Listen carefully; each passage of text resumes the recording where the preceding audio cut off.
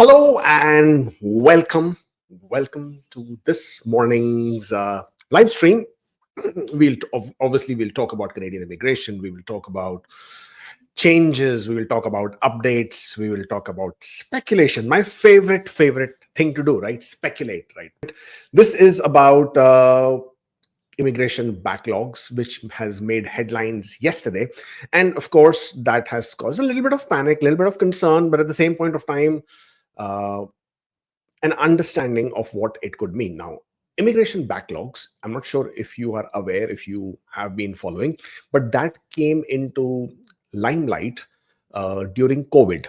During COVID, when the backlogs really shot up, uh, Sean Fraser at that point of time got a lot of heat as to why were the backlogs really, were rising, and why he isn't doing anything at all, and he should be looking to, cut down on backlogs, bring the processing to more reasonable limits. Surprisingly, the backlogs actually never came within the reasonable limits, if you want to call it. And then they agreed to set the limit of backlogs to be at about 20%. So about 20% of the total applications, if they are within the backlogs, then it would be acceptable. If you can understand the context, at one point of time the immigration backlogs were more than 100%, so means all the applications were in the backlog. That's what it basically means. The most recent one, and I think I have it here. Let's see. No, you don't want to get this working. It's working, right? The most recent one said that there are about 2.2 million applications in the IRCC's inventory, and that 2 million applications are a combination. So you will have your temporary residence application, you'll have your PR application, you will have citizenship application. So these are different streams that IRCC has, business streams as they would like to call it, and total applications are 2 million. On that note, IRCC, did you know that? It's a fun fact, right? That IRCC actually made decision on 7 million applications last year. That's a big number. And this year, at this point of time, they have about, as I said, 2 million applications in the inventory. And out of these, apparently, 1.2 million are within the service standards, means, and I've said this before also, so if you are looking at service standards of 6 months, then these are within the 6 month service standard, for example, for PR application. So if a visit visa has to be handled in 3 weeks, then they are handling this in 3 weeks. If a study permit was to be handled in a month, then this is being handled within a month. Whatever the respective service standard timelines are, 1.2 million, or actually closer to 1.3 million are supposed to be within that standard timeline. But that then still leaves 760,200 applications which are in the backlog. Now, these are obviously exceeding the standard timelines. And when you talk about backlogs, these are pretty huge. Out of these 760,000 applications that remain in the backlog, there are several individuals who are in the comprehensive screening. There are also, that would be individuals who are seeing long process times in startup visa application, humanitarian and compassionate grounds, parents, grandparents, visit visas that haven't been processed for 2 years, PR applications that hasn't seen the light of the day for 3 years. All of that, this is, some applications completely lost in that dark dungeon. Uh, all of that will form part of these backlogs. However, our primary interest, of course, remains the permanent residence applications, right? And the permanent residence application, which is a very interesting one. And I said this yesterday and I got slapped around for fear mongering, but you guys just don't understand. Sometimes you just don't want to hear the reality the way it is. Okay. And I am not saying that this is how it will happen. I am saying it's a food for thought, right? Something like, dang, something like light bulb lights up in your head and you say, oh yeah, that's a possibility, man. What that can happen, right? So something of that sort. So if you see on the screen, it says there are a total of 880,000. This one here, 880,000. Let me just click on that one. 880,000 applications for permanent residents that are in the inventory. 880,000 applications. Now, if 880,000 applications are inventory, and of this, not of this, but actually in addition to this, 132,000 people have already become permanent residents this year because IRCC has made a decision on 156,000 applications. That tells you that, for example, I'm not saying that is what is going to happen. You guys just get your knickers in a twist sometimes, but that's what I'm saying. No, that's not what I'm saying. What I'm saying is that, for example, if IRCC does not do any other draw, they don't invite anybody, they let's say shut down their entire processing machinery. I mean, of course, after processing these applications, they don't need to bring anybody or any new applications. They don't have to take anything new, because 880,000 applications plus 132 who have already become permanent residents, which will be closer to 1 million people already. Then of course there is a 15% applications which will be rejected, refused, because that is the going rate. That's how they've been processing. And you are looking at a number of about 800,000 people. 2025 immigration target is 395,000. I keep mixing up those numbers. 395,000. The immigration targets for next year, which is 2026, is about 380,000 people. And they can all be taken care of within this bucket. Don't you think so? But and there is always a but, and that's where the interesting factors come in. Regardless of how these backlogs look like, and regardless of how scary sometimes these numbers might make us feel, okay, that maybe IRCC will, and that is how this fear mongering goes, that IRCC is going to completely close down all the immigration because, hey, they don't want any more people, right? But that's not how it works. 2023, 2024, 2020, let me go further up. 2022, they have always had immigration backlogs and PR. On the contrary, in 2023, the immigration backlogs were severe. On the contrary, at this point of time, the immigration backlogs, as you can see on this particular chart, you see this red line. These are the current immigration backlogs. And while they have gone up a little bit as of March 2025 or April 2025, they are still slated to come down. As you can see, this in March 25, they were high. April, they are down. Means they are still about 20%. And that's what they're targeting to look at. And if that is what they're looking at, then they're pretty much within their targets. And if you see, these charts have started since Jan 2022, and somewhere in May until September, 100% of the applications were in the backlog, right? Millions of applications were in the backlog. As far as PR is concerned, I think over 1 million applications were in the backlog. Did that stop IRCC from conducting the draws? That is the first thing you need to understand. No. On the contrary, IRCC had previously conducted the draw for 27,000 people in CEC with a score of 75. IRCC had then invited 90,000 plus people, that is TR to PR. That was in 2021. Then IRCC in 2023 conducted a draw in the month of, I think it was March 2023. March. I think I like to always keep that number in mind. In 2023 March, they invited 21,000 people in a span of 14 days. They conducted back-to-back draws, 7,000, 7,000, 7,000. But again, these PR applications are not only express entry applications. Again, that is an area where people sort of get it confused. These are all PR applications. So spousals, parents, AIP, RCIP, TPP, PPT, TT, whatever acronyms you want to call them, all applications, of course, including express entry, including non-express entry, including humanitarian and compassionate grounds, etc. All applications, PR applications, that is the total number there. IRCC has never stopped. Canada has never stopped because there was a backlog. Because these backlogs are a revolving number. The immigration targets are a revolving number. Of course, as and how the immigration targets are going down. If you remember, last year we were looking at 500,000 people. This year, now you're looking at 395,000 people. Next year, it's going to go down below. So in order to meet and not exceed or go way outside the control of that number, obviously they will be issuing fewer invitations, they will be accepting fewer applications. There will have to be a cut somewhere, right? It's not like they will be taking the same number of applicants. So that's where you will see the reduction.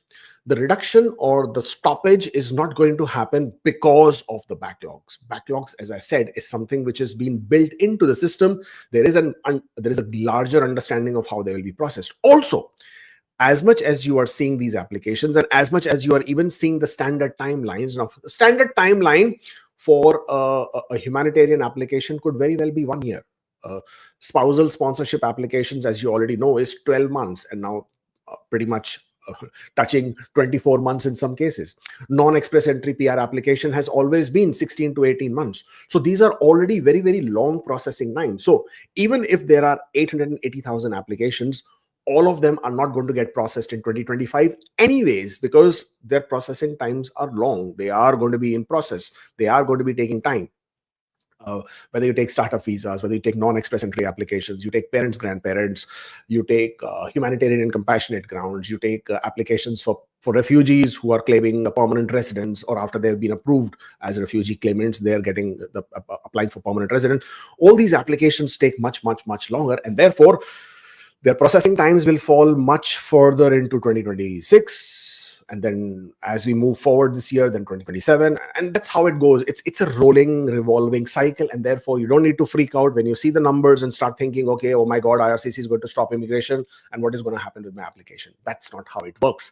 It works in, as I said again and again, it works in a revolving fashion. They are always taking into consideration the future targets. Right now, they are already working with the fag end of the 2025 target, and they will probably start going into the 2026 target. Why am I saying that? Why? Because they already have 132,000 people for this year. They only need to get to 395. So 1/3 of the target is already met within the first 4 months. So pretty much in line with the annual target. This is the reason why you are seeing in your application the COPR number, but your P1 is not being generated.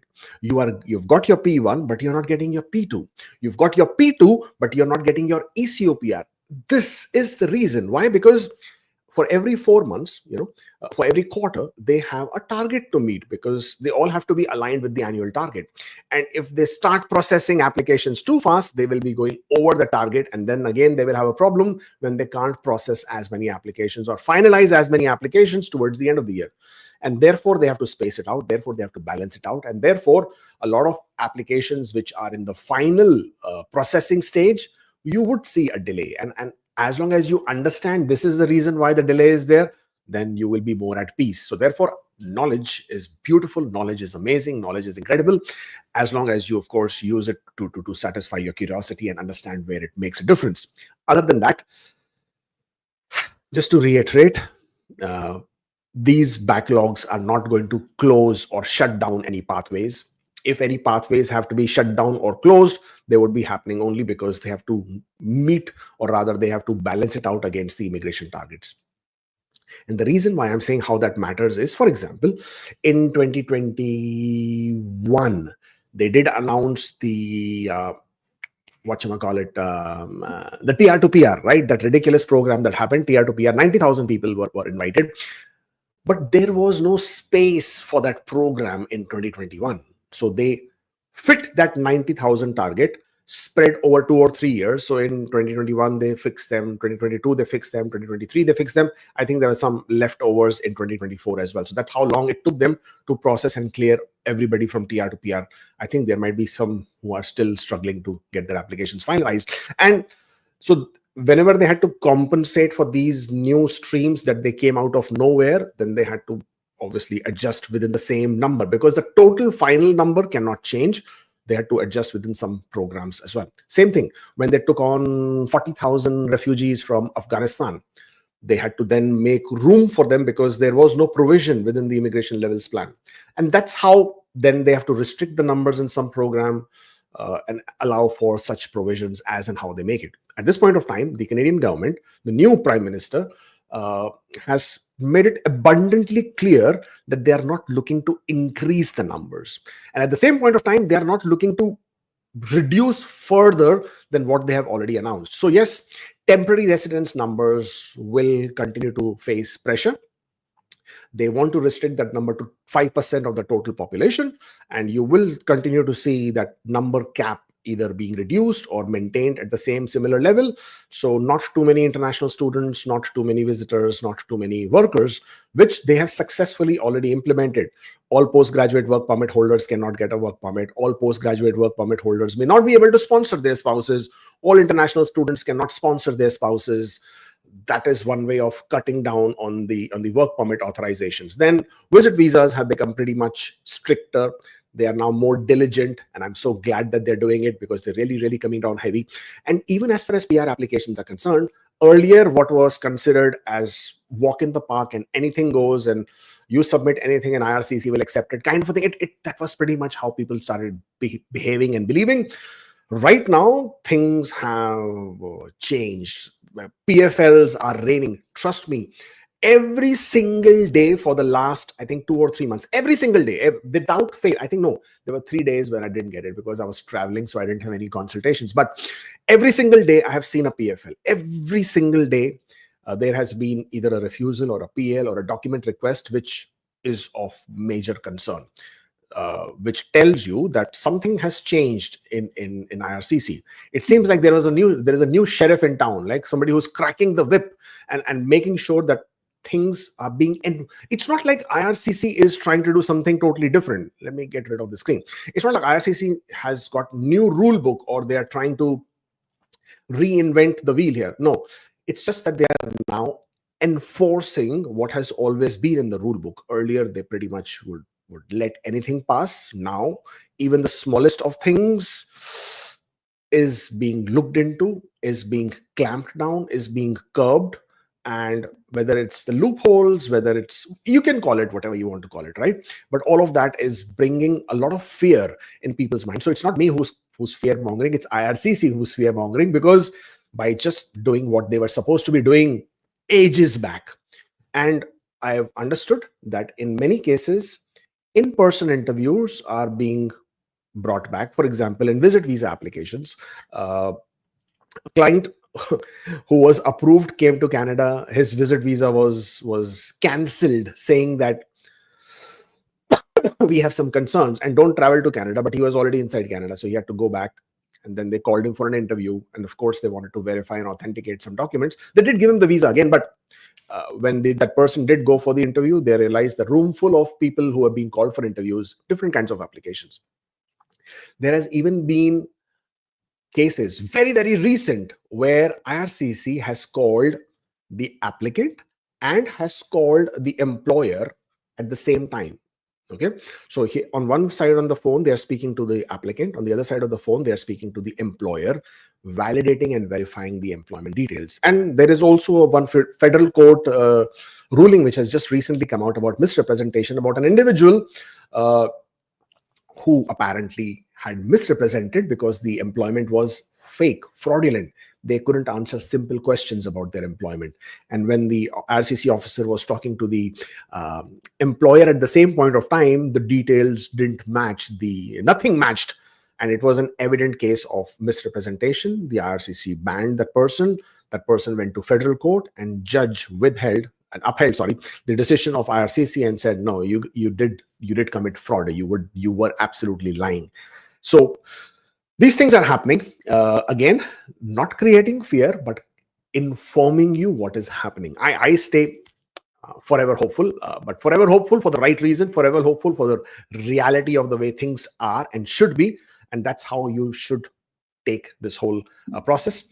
So therefore, going back to the backlogs are not going to be troubling anybody at this point of time. Of course, they're troubling the ones who are actually stuck in the backlog. Hopefully, they get their applications processed. That is the main theme for today, or rather was, and I already clarified that. Let's get started with a weekly roundup. Oh, get this one. First of all, if you're still here, of course, and if you're enjoying what you're watching, then please hit that subscribe button. Want to see those numbers going up again. Please do like and share so that more people who might be interested or are facing some challenges may have some better information here. Topics of discussion, starting with the PNP draw. Pretty much nothing happened on express entry front, and we'll talk about that in a bit. But Manitoba, 29th of May, strategic recruitment initiative, 30 invitations sent out, score of 606. That's all. That was the only draw that happened this particular week. Pretty strange. All the provinces have pretty much gone to sleep. No, actually, they haven't gone to sleep. They're pretty miffed. They're pretty irritated. They're pretty frustrated with what federal government did to them. But then that was Mark Miller and his strategy of forcing the provinces to take in the refugees that are there in Ontario and BC. And one way of doing that was by punishing them, by slashing their quotas by 50%. But here's a thought. If Mark Miller had not reduced the PNP quotas by almost 50,000, some 50,000 plus, the quotas, I mean, the number still had to be adjusted, right? So the total immigration levels plan, if I can find, hold on. Just give me a moment till I pull up the immigration levels plan. So we have that on the screen. Let's remove this. Let's put this. So the immigration levels plan is 395,000, as you all know, and of which 41,700 is the category draws. By now already knows, everybody knows. In Canada Focus, 82,980, which by now all of us understand is largely and primarily the CEC class. But this is where it was concerning. The provincial nominee programs is only 55,000. 55,000 this year, 55,000 next year, 55,000 in 2027. Nothing changes over there.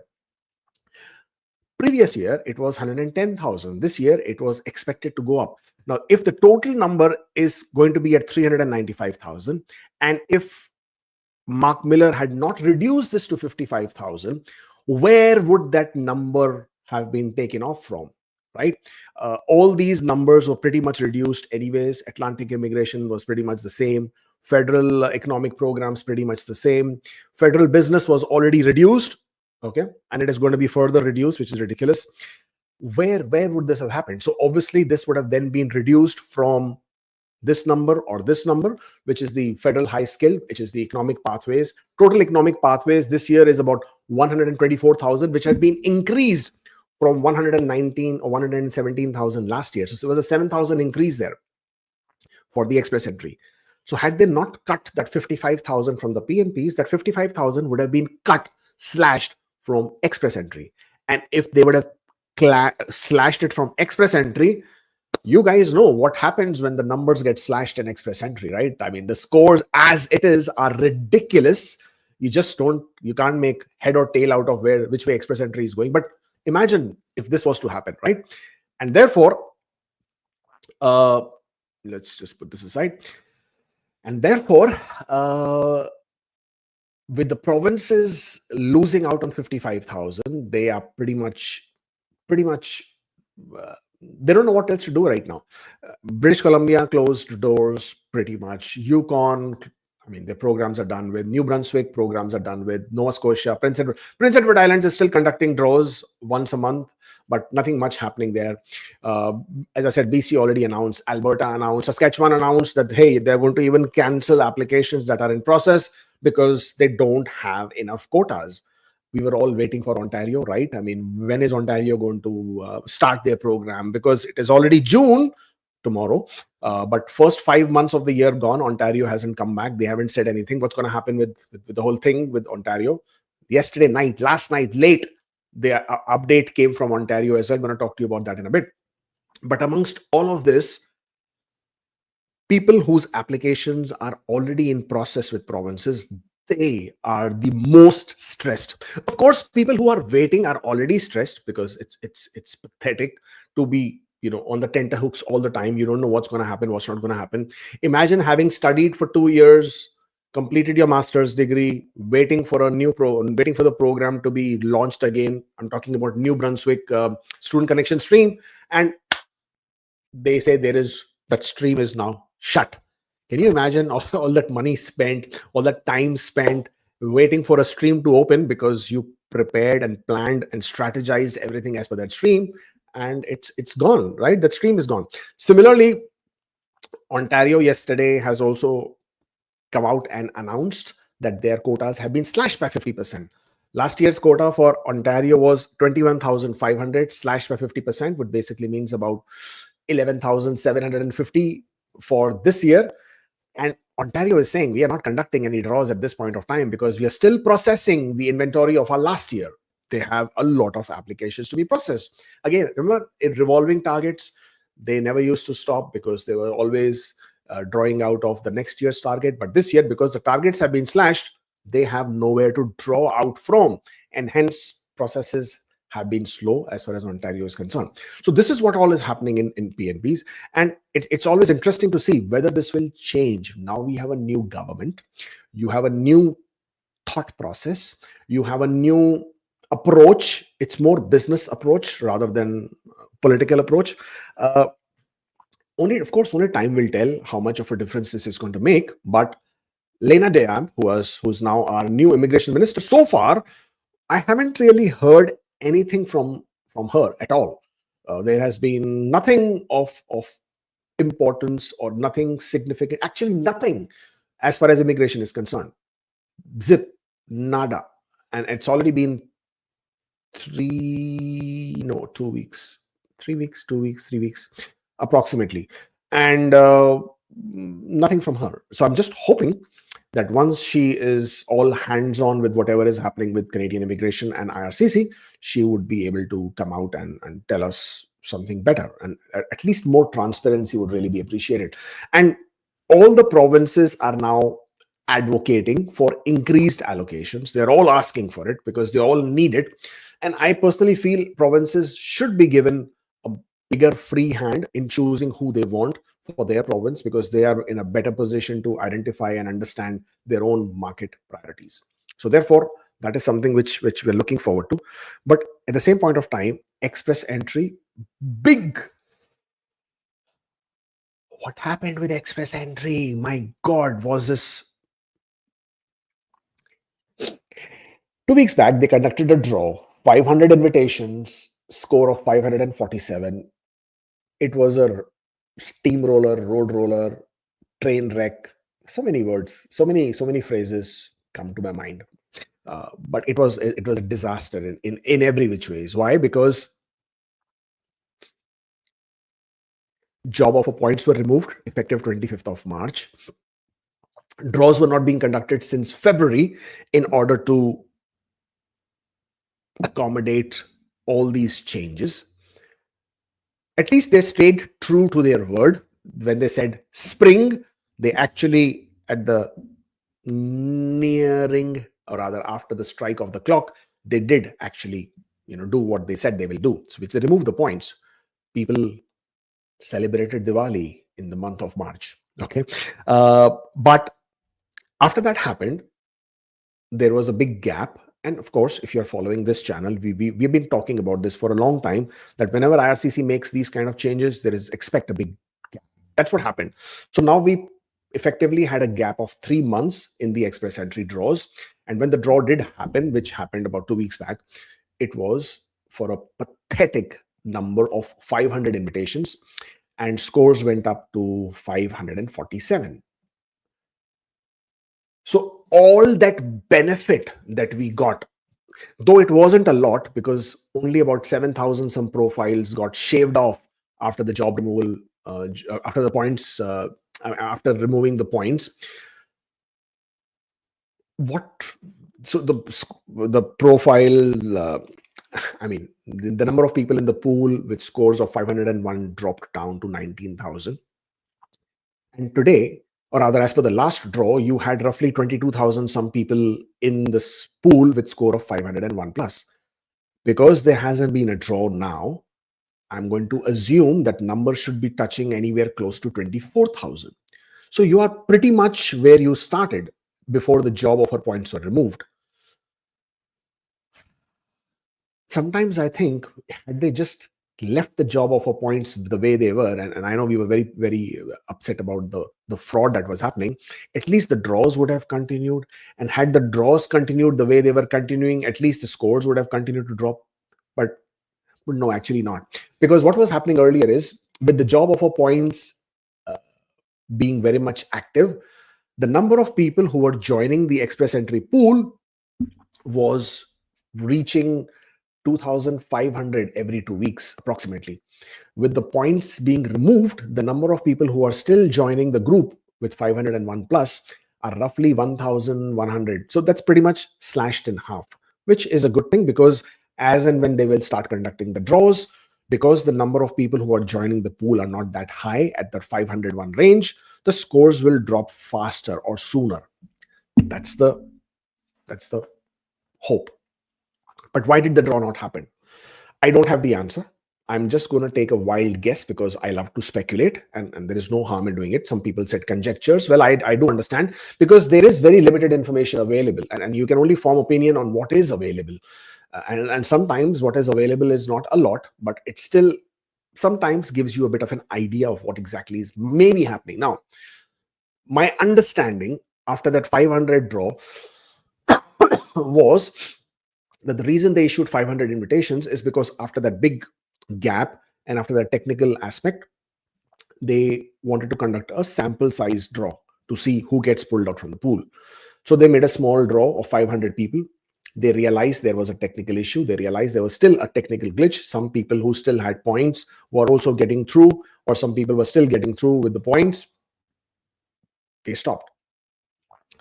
Because of this technical glitch is why they stopped. That's what I believe.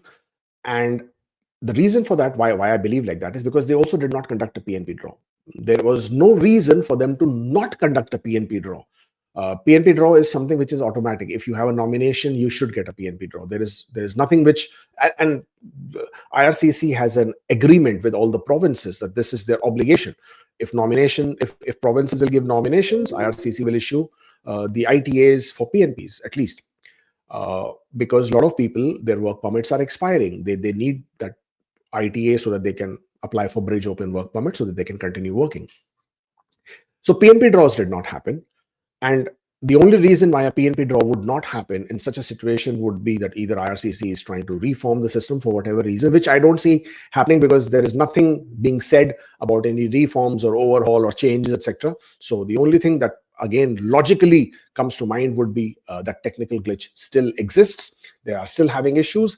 And yes, all that comments about, oh, they should hire more developers or they should hire more techies or engineers. What do you think they have, right? Do you think they really have those thousands and thousands of people who sit in their IT department? They're all insurance agents? Is that what you're thinking? No, they're not. They're all techies. And also IRCC systems are managed, maintained by these big tech firms. And these big tech firms are the ones who are providing all these changes, who are providing all these consultations and trying to tell them what to do, what they can do, and how would they do and would they not do. And these tech firms are charging them in millions, and still we have these disasters. So blame them rather than saying IRCC should include more IT techs or whatever, because those don't marry, because they do have that talent. It's just that something is fundamentally wrong in this whole system, and for some reason they are just not able to get this thing done right. But hopefully, again, me giving you hopium, at some point of time this gets sorted out, and hopefully we start seeing the draws again. That's all I can tell you as far as the draws are concerned. Right, back to the PNP updates. Ontario allocation update. Ontario finally woke up last night and they announced, without any specific numbers, that they are now going to be, because their admission targets have been reduced by 50%, so their quotas have been reduced by federal government by 50%. Therefore, applicants who have already submitted their applications, they should expect longer processing times. And why longer processing times? Because they need to balance out how many invitations they are processing so they can keep their priorities in mind and only issue those people who are considered in priority at this point of time. Now, Ontario is tabling a new act in the provincial parliament, and with that you will have a bigger understanding of what changes they will be bringing. But at this point of time, as far as Ontario is concerned, they are continuing to review the applications that are in process. I know there are so many of you who are in DIP stage, decision in progress stage in Ontario, and pretty much freaking out with these changes. But at this point of time, I don't know whose applications will be impacted, how retrospectively, how far back are they going to go, whose applications they may or may not continue to proceed, that information is not available. Hopefully, at this point of time, all you can expect is that the applications continue into the process. At least the ones who are already submitted, they continue with their decision making and they get their nomination. And as far as the new ones are concerned, which stream will get culled, which stream will no longer have priority, which stream will no longer have advantage, I don't know. There is no way to say that. When their 50% of the quotas have been slashed, they will obviously want to go back to the drawing board and identify which ones matter more to them, which ones they would really want to take advantage of. So therefore, whether it's going to be the international student stream or the master's stream or the in-demand skill stream or the human capital priorities or their, which one did I leave out? I think I did leave out one. Employer job offer stream, skilled trade stream. So many streams that Ontario has. I do not know which ones will get impacted. I do not know which one will start when. But at this point of time, the understanding is that Ontario, again, if you are following this channel, you would have heard about this before, that Ontario is looking to reform their processes, their programs. And they hopefully by summer this year, summer starts 21st of June. So 3 weeks time, you probably, after that, you should start seeing some changes coming in Ontario. And with the changes, you will see either the new format or the new programs or the old programs, but with a different timelines, targets, changes, etc. So a lot of changes happening in Ontario. And at this point of time, at least they have come out and they have announced that 50% cut, which we didn't know at this point of time. We were expecting probably they won't get a cut because the refugees are still there, but they did get 50% cut. And they've said that the fewer nominations are available, so expect longer processing time. I mean, they cannot release the same number of nominations because they got to balance out their quota for the whole year. Saskatchewan has also started rejecting applications that were submitted for their nomination program from last year. Why? Because their quotas have been slashed. Just like the same thing. They sent out this email. You can take a screenshot of this email and you will have it. And if you're following us on Instagram, it was posted already. And that is already available. And they said that though because their 50% of their quotas have been slashed, they have now decided that 75% of their nominations should go to people who are already in Canada, in Saskatchewan, and that is what they will be targeting. So if you are outside Canada, then the chances of your application getting rejected, if it is already in process with Saskatchewan, is quite high. And regardless of that, they will also be looking at capping certain occupations. So accommodation, food services, retail, trade, trucking, they all have a cap of 25%.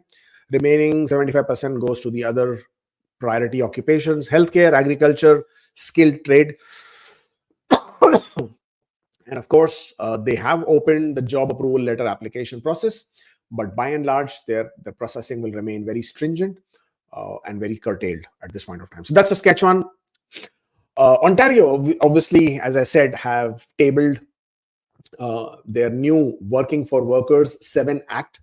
This has got 18 different proposals, mainly to do with the worker rights, including safer workplaces, fighting worker abuse, protecting Ontario workers. So total 18 changes have been proposed, but of them, 4 are very important to us as far as immigration is concerned.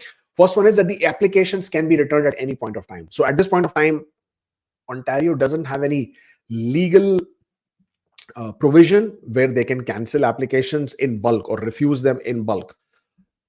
Now, with this act being approved, applications can be returned at any time based on labor needs or red flags. Now, red flags basically means if they start seeing some sort of a routine, some sort of a trend, which will raise flags on certain application type or application stream, then they can choose to completely send all applications back, cancel all applications. Under this act, they can also create new streams. They will launch them at any point of time, and they can obviously close the current streams at any point of time without any notice.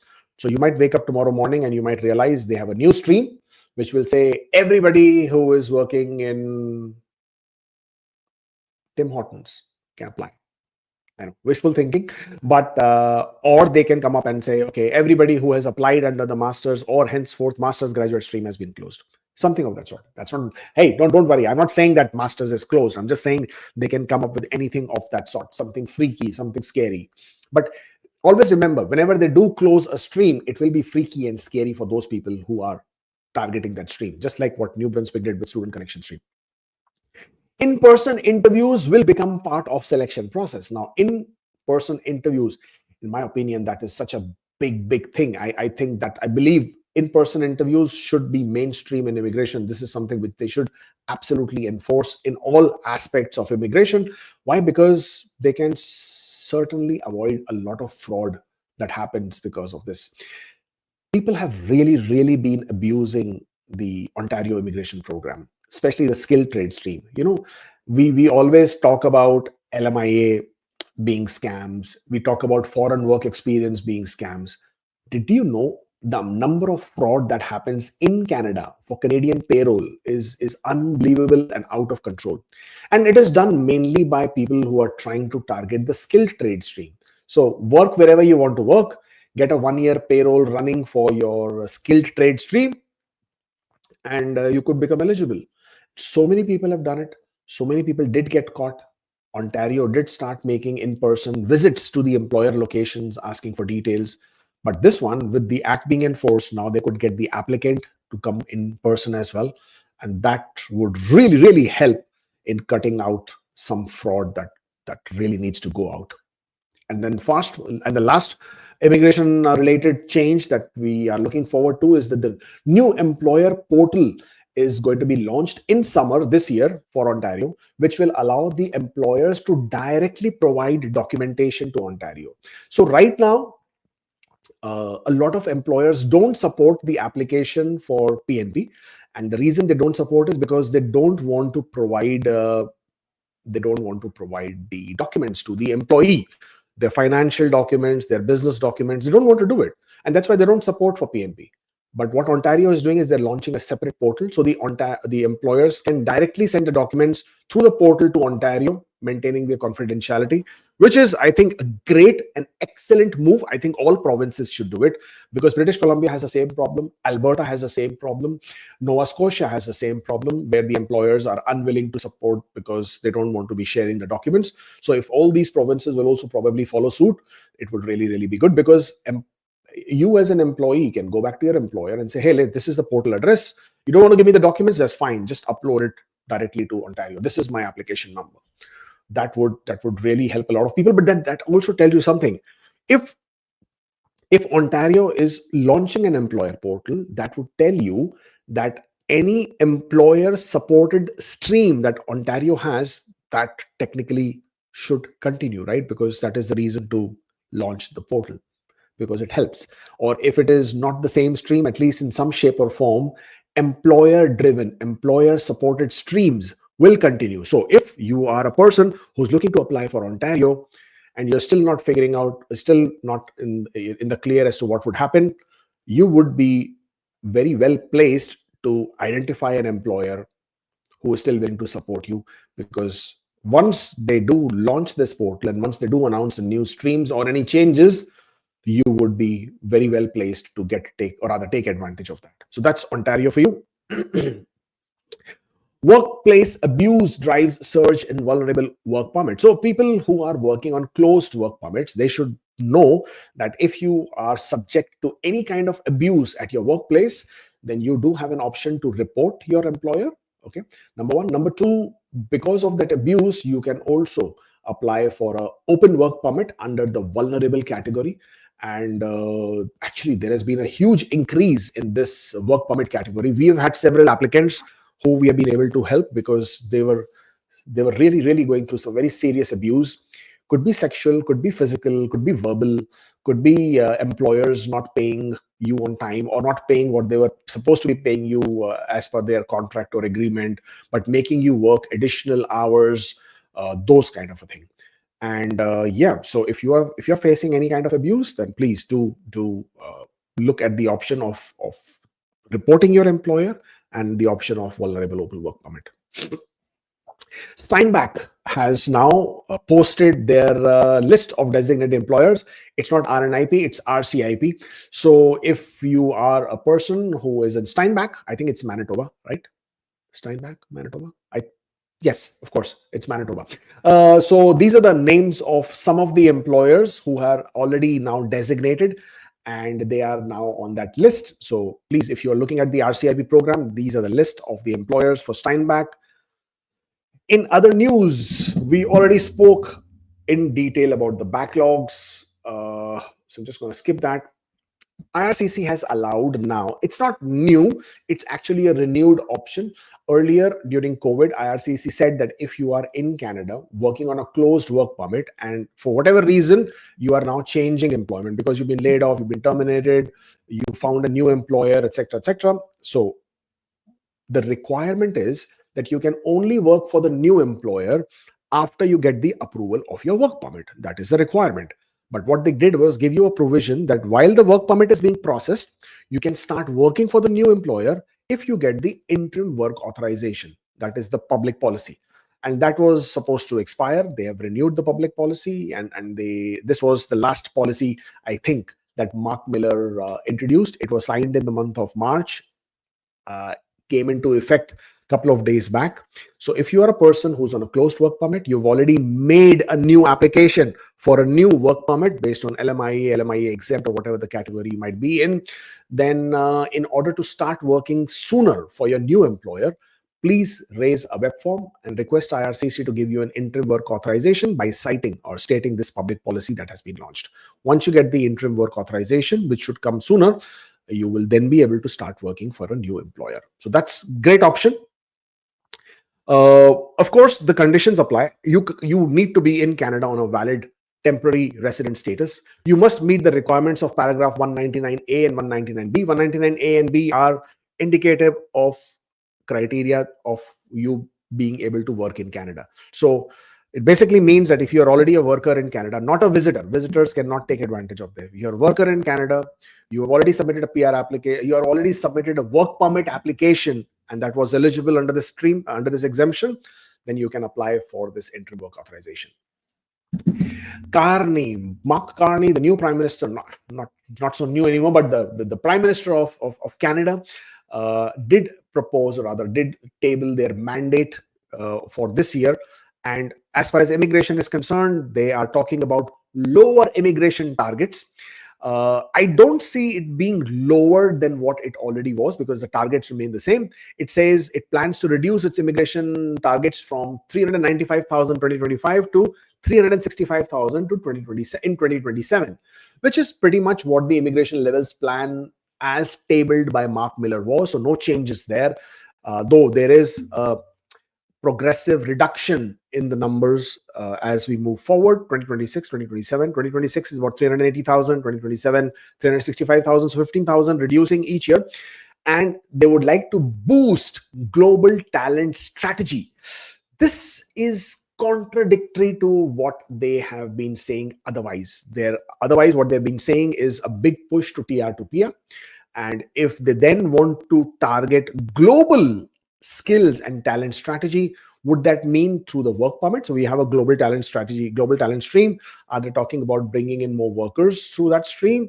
Or is it going to be through attracting global talent for permanent residents? I don't know which one that is. Sometimes you just don't understand the underlying meaning with these statements. So we'll have to wait and see what they translate into. I guess we will have much more and better clarity as we progress forward to see what really they mean by this. But if they want to get brighter talent, then obviously the immigration programs will have to be a bit more flexible than what they are right now.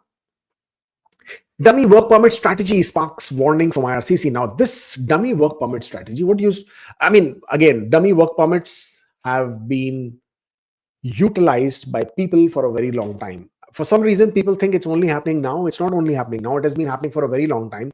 Earlier, people used to apply for dummy work permit extensions just to extend their stay, which is what dummy work permit means. Dummy work permit means you are not eligible to apply for an extension, but you apply for it anyways because you get implied status, and therefore you are taking advantage of that Immigration Refugee Protection Act and regulation, which allows you implied status and allows you authorization to continue working.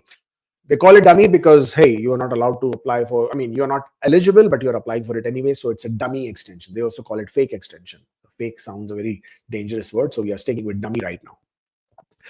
This tactic has grown tremendously since January 2024, because until December 2023, you could still apply for extension of your work permit, postgraduate work permit, but other work permits you couldn't. From January 2024 onwards, more and more people started applying for these work permit extensions, and it obviously has always been in IRCC's lens. This document that I'm sharing with you on your screen is the Miniflash update.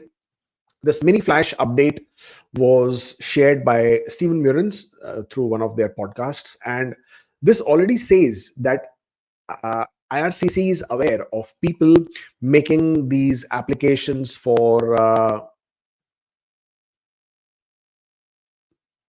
they are already. Oh, this is a wrong document.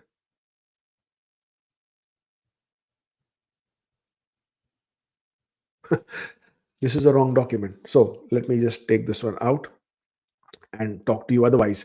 So what IRCC said in that Miniflash update was that they're aware that people are doing this, and that they would like to create a new triaging system whereby applications are rejected immediately when you submit an application which you're not eligible for. Therefore, you don't have the advantage of implied status, and therefore you're discouraged from doing this, because the current processing times is now 230 days. One of the reasons why it is so high is because so many people who are not eligible to apply for work permits are applying for it anyways. Now, there's a lot of debate on whether this is illegal, whether this is misrepresentation, whether this will cause problems, etc., etc., etc. If this was misrepresentation, by now you would have heard it, because people have been doing it since January 2024. That's one big issue. As long as you have explained in your application why you are applying for this dummy extension, that would include full disclosure.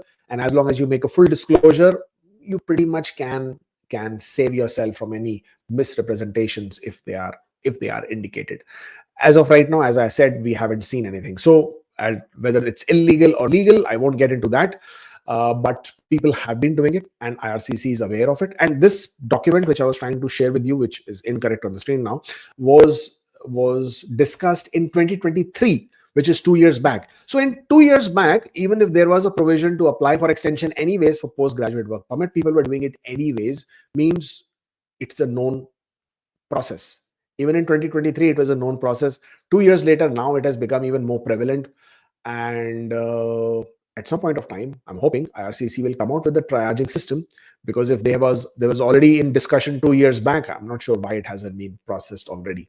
But expect it happening anytime. I mean, because they really need to come down on this to reduce the processing times for work permit. And therefore, at this point of time, though you may apply for dummy extension, you may still get implied status. You may get into trouble with IRCC if you haven't really specified why you're applying for a dummy extension.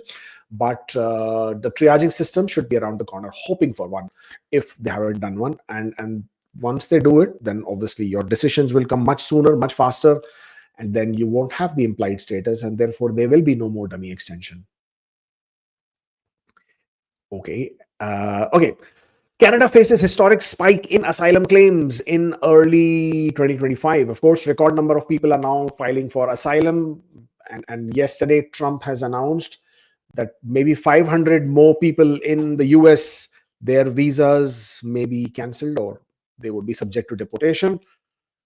Mainly from the South American countries, or rather some South American countries. So this numbers could very well even go up further. Atlantic Canada struggles to retain newcomers. Again, it's not news, to be very honest, because they have historically struggled to retain people, largely because of the low employment opportunities in the Atlantic region, and therefore people struggle. Even if they live there, they struggle to find jobs, or they struggle to find employment opportunities which are relevant to their background and skills, and people tend to move. So I'm not sure what they're going to be doing to sort of retain people, but some changes would definitely be needed. Conservative MP Jamil Gavani urges to end temporary foreign worker program. Again, I think it was very short-sighted when he tabled this. Of course, people are rooting for him, but again, it's short-sighted because he says the reason why they should shut down temporary foreign worker. Now, what is temporary foreign worker? Temporary foreign worker is not postgraduate work permits. Temporary foreign workers is the LMIA work permits. And LMIA work permits are usually issued only once the employer has been able to identify that they couldn't find anybody else who could do that job. And if Canadians really would be working in the agricultural farms or in the entry level low paying jobs, then then you really wouldn't have that problem anyway. So I mean, as much as this concern has been raised, I don't see it having much teeth, at least, because it doesn't make any sense. I mean, you're trying to cut down a temporary foreign worker program just because the youth could get Canadian youth could get high school jobs in summer. So if you want to just fulfill the summer jobs for 2 months, who's going to work for the remaining 10 months? Where are you going to get people to do that?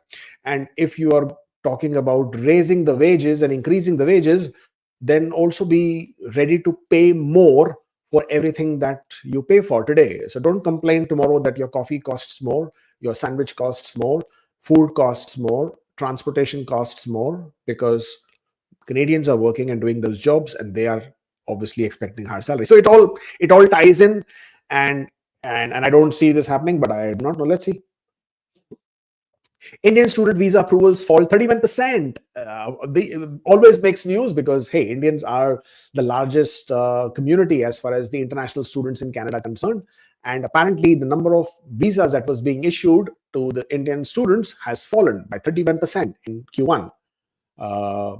I already am aware of a lot of agents who are now shutting shop, who were first only working with Canadian businesses, or basically now changing direction, going with different direction. And so a lot of agents in Punjab, in Gujarat, in Delhi, and some other parts of India as well are now no longer in business because Canada is no longer accepting as many international students. So it's a very lucrative business, I mean, otherwise, if you are hiring too many international students, you get commissions from the colleges, and of course, lots of fee being charged otherwise as well. So yeah, good to see that happening. Business owners face stricter rules under IMP C11. IMP is International Mobility Program. C11 is the exemption code for a lot of people who are applying for LMIA exempt work permits as self-employed. This was primarily for temporary reasons. Now these, as I said, IRCC, the new sheriff in town, right? And IRCC has also been becoming stricter. And this one now requires you to provide more proof that your business would add or provide significant benefit to Canada, and that you should have 51% ownership of the business, and you'll get only an 18-month work permit. That's basically it. That's all I have for you. If you're still here, please hit on that like button, subscribe. I want to see every one of you subscribe. Every one of you subscribe and put it in the comments that you have subscribed. No, yeah, and of course share and share. What is that? Yes, like, so that it goes out to more and more people. That way more people get access to it. And of course, hey, you know what, I know a lot of you are posting your okay, all right, interesting one. The Canadian point of view, they said that's the crap you people keep telling yourself. No, I'm not telling myself, I'm telling you. And we want to hear it, you don't want to hear it. And we take the jobs as you people would learn to assimilate.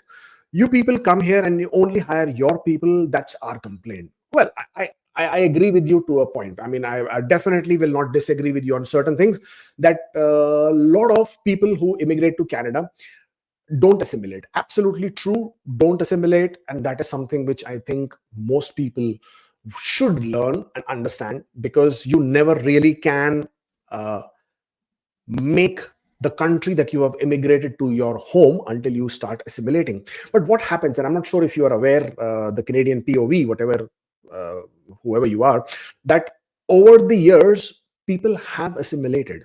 I mean, it might not happen immediately. And the reason why what you are talking about is primarily those individuals who have just recently arrived in Canada. Probably the student population, probably the people who have just got their work permits, who have just got their, who are just trying to now find pathways. Eventually, once they do become permanent residents and they have that sanity and security of knowing that this land is now yours and this is now your home, they do assimilate. They do tend to sort of, figure out ways of being part of the community, and then of course contributing back as well. The problem here is that you're talking about is the jobs as you people would learn to, I mean, you people come here and only hire your people. Now I'll tell you what where that happens. And absolutely right, 100 points to you on this one, because that is the truth.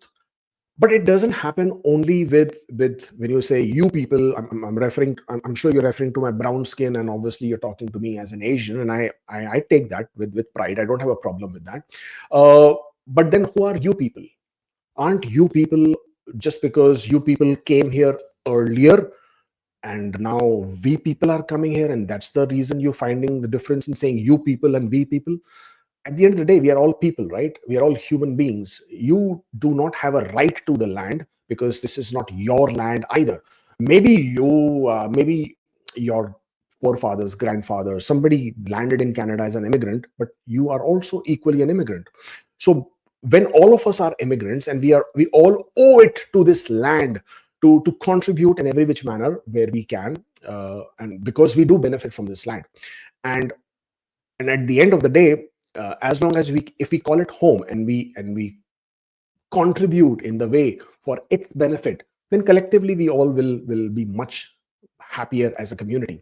But as long as we keep identifying and pointing fingers as you people and you people and you people, that always creates divisiveness, that always creates division, that always creates unnecessary biases. Now, to address your point that you people hire only your own people, I absolutely agree with you, because at this point of time, that is definitely a situation. That's definitely an issue.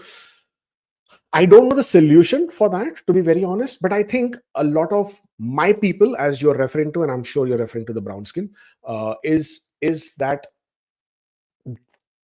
we people find it easier to abuse our own. We find it easier to take advantage of our own, and it's a shame. And regardless of whatever, and I'm not sure what the solution to is, and I can obviously it's a big problem, and we can see where the problem is. And I don't know what the solution is, to be very honest. But unless we people, us who are getting abused, don't rise up to this abuse and start making the difference, nothing's going to happen. So I hear you, and I understand the frustration that is coming from that aspect. And I wish at some point of time we can bring some solutions to this as well. Until that happens, hopefully people themselves will be leading the change. And once that happens, hopefully we can see something better coming out. But I hear you, and I understand the frustration where you're coming from. But let's stop doing this you people, we people, these people kind of a thing, because at the end of the day, once we start identifying that and accepting that we are all humans, regardless of who you, me, and I are, and just the differentiation on where I come from and my skin color, that should not be the basis of you trying to, identifying or creating a bias against anybody else. Once you and I, we all start doing that, and we start all encouraging inclusiveness in all forms and facts, then I think we'll have a much happier country that we call home. Brijesh says paid internship mentioned in study permit, but not in work permit or study permit job section. Also uploaded internship certificate and study permit. Will it be a problem claiming experience? Well, with the new mantra of IRCC, where they are picking up on anything and everything, this could potentially be an issue, in the sense like, why didn't you show it in your work permit? Why didn't you show it in your study permit extension? What's the explanation for that? So as long as you are going to be able to explain it, you should be fine. But be prepared and be willing to explain it when that happens. Can I work 40 hours on study permit implied that's had open work permit before? I don't know what you mean by here. What is study permit implied? If you are on a study permit extension, then no, you have to comply with the study permit conditions. So again, I can't really understand when you say study permit implied here. CRS score 523 for CEC. Postgraduate work permit expires on the 26th of July. Should I be looking at extending postgraduate work permit to maintain my status? Again, you're asking me for dummy extension. I will not endorse dummy extensions on my live streams. It's entirely your decision. It's your call to see what you want to do. The legal option for you to change your status as a visitor. You could also let your status expire. You would then have 90 days for restoration, during which period of time you may choose to apply for bridge open work permit, because that is the provision that is allowed. Got COPR in March, still PR picture is in review. What to do? Well, nothing you can do about it. You can raise a web form. You can ask, you can even email, or not email, you can send through the web form your picture again. But if it is in review, it's in review. And whenever they do complete it, they will let you know. Or they may ask you to provide a new picture. I create my EE profile in October. Should I make a new one to keep more than 6 months validity to better chance for provincial? Only Alberta had a requirement for EE profile to be valid for more than 6 months. Even they don't have that requirement anymore. So there is no reason for you to be having a new profile just to maintain better chances. On the contrary, you might get impacted by the tiebreaker. So be aware of that. CRS 515, postgraduate valid till March. Started learning French. Spouse thinking to go on study. If nothing happened till September, is it a wise decision? Until March 2026, I would be quite hopeful. I would be quite positive. But if you learning French, that's a good idea.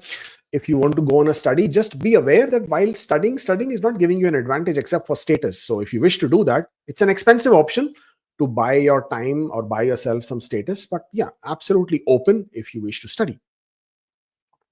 I have my COPR and will travel to Canada soon for landing. I've shown funds in my account. Can I carry bank statements for proof, or do I need anything else for the first time immigration? You don't need anything else.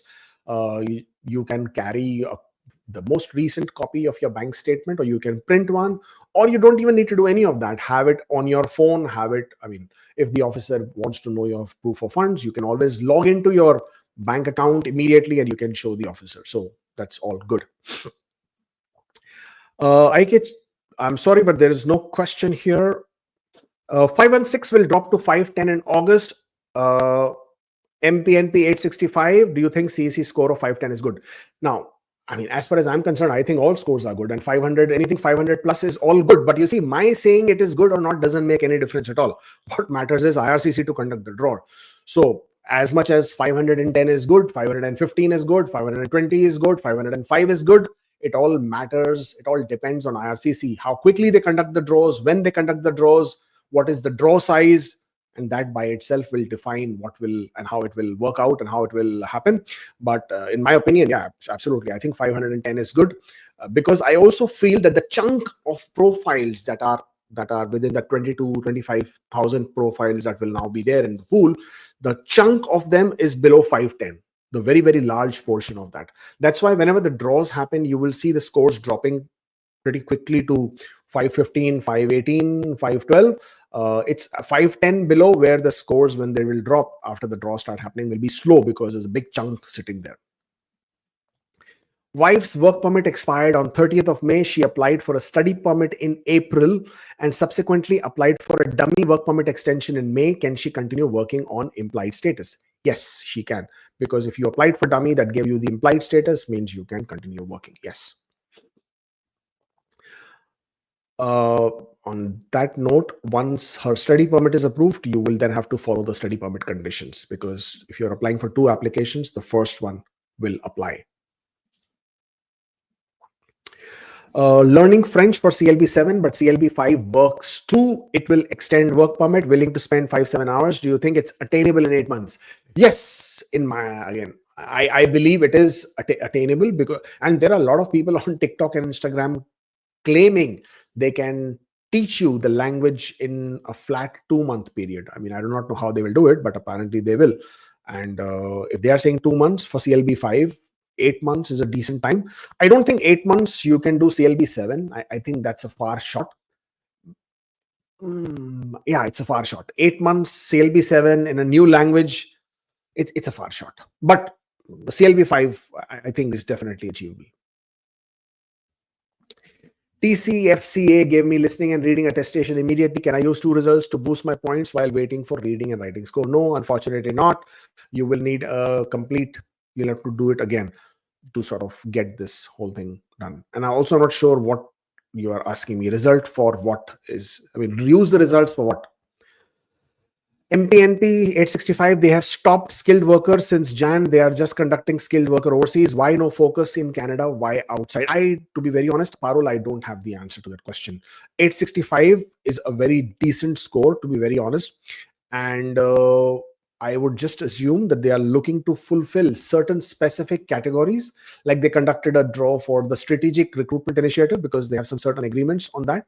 So, I mean, I'm sure at some point of time they will allot some targets to the skilled worker category as well and conduct the draws. But no, I have no insight as to why they would have done this. Postgraduate SOP in Feb 24, Tier 3 job, need to extend due to passport expiry. 22 months should remain. Does my spouse open work permit extension follow old rules? No, it doesn't follow old rules. It follows new rules, which is post Jan 21, 2025. Now, you may want to take a chance if you want and request IRCC to consider, because this is for the passport extension. The final discretion will be with IRCC, but nowhere has IRCC said or stated that there is some sort of an extension exemption for people whose passports have expired. So if that not being the case, then it will be entirely on discretion of IRCC. But yes, you can always provide a detailed explanation requesting for exemption. When exactly I apply for bridge open work permit? After P1, apply for bridge open work permit whenever your work permit is expiring. And if you're not a PR, then yeah, apply for it. And for requirements, please head over to the IRCC website. It gives you detailed requirements of what you need for your bridge open work permit. When is the next draw CAC category likely? Well, I'm forever hopeful. I would hope next week if it happens. Let's see how draws and situation would look like in September, November. I don't know. I wish I had the crystal ball. I wish I had that foresight, and if I could actually see what IRCC is thinking, what IRCC is doing, what IRCC is planning. Can you imagine how much money I can make if I had that kind of sight? Wow. I'm going to be praying really hard to get that kind of insight that I can actually see in future, the kind of things I can do. But no, to cut jokes aside, I don't have that kind of information and tell you what kind of situation would look like in September, November. Everything is dependent on what IRCC does, how they do it, and what the draw sizes look like. I need to extend my postgraduate work permit due to passport expiry and my wife's open work permit. Do both applications needed to be filled offline, or can we do online, as we need proof of application for OHIP? If you need proof of application for OHIP, you can do it online. Please make sure to add a very detailed letter of explanation explaining why you are applying for extension of your application. Are category draws still a priority like healthcare and trade? Yes, unless you have heard something otherwise. I haven't. And as far as the way the things are, category draws are still a priority. They are still 41,000 allocation for category draws, and trades draw hasn't happened. Healthcare has already seen one draw of 500, very puny, petty 500. So the expectation is that they would conduct more draws for sure in healthcare and certainly for trades as well. What's the best way to apply for a spousal visitor record extension when expecting a baby? It's an online application. So if the person is online, you would apply for a visitor record online as well. Yeah. My work permit extension expiry is in September. Applying for study permit for proof of funds can show some amount as credit limit available or instant. No, absolutely not. Credit limit is not your money.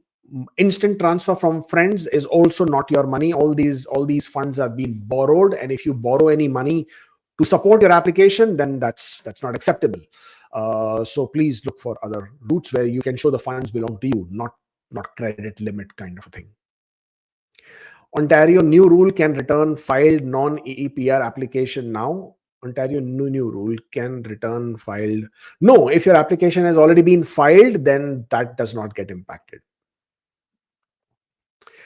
A non-EE portal PR application, I uploaded front, rear, and payment received PDF in 3 separate documents under photo section. Is it okay? Yes, it's fine. There's no problem. Yeah, it's absolutely fine. We did this. 3 years experience, score 516 and will drop to 510. If I start French, I will be able to make it by November and my work permit expires in November. Advice, I mean, I cannot offer you any advice here at this point of time. If you can improve your scores, please do. Other than that, 516 looks like a decent score. Uh, let's hope and pray that the IRCC starts conducting a draw. I mean, if you're going to be asking me score related advice, I can't give you any, because all I can tell you is improve your scores so that you can take advantage of the draws as and when they happen sooner than later. Can we study 2 courses less than 6 months without overlapping on open work permit, having restrictions on work permit not to study unless authorized? This is a contentious subject. We have recently seen a refusal of an application where a person was studying while being on a work permit. And you definitely cannot do 2 courses of less than 6 months.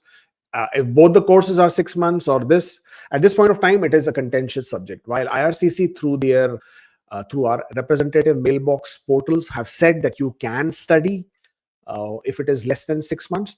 However, because we have seen a refusal and this then now becomes a debatable subject, I would not, I will not be looking to sort of say that you can or cannot do it. It's a choice you're making.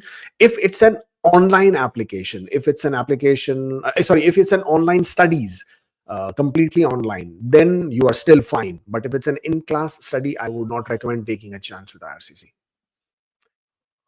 Worked in Tier 4 Ontario skill in demand job, 1.8 years left. If OINP remove general category draw like BCPNP, what should I do? No foreign work experience. I can't guide you. Then in this case, you would have to depend, because you are a Tier 4.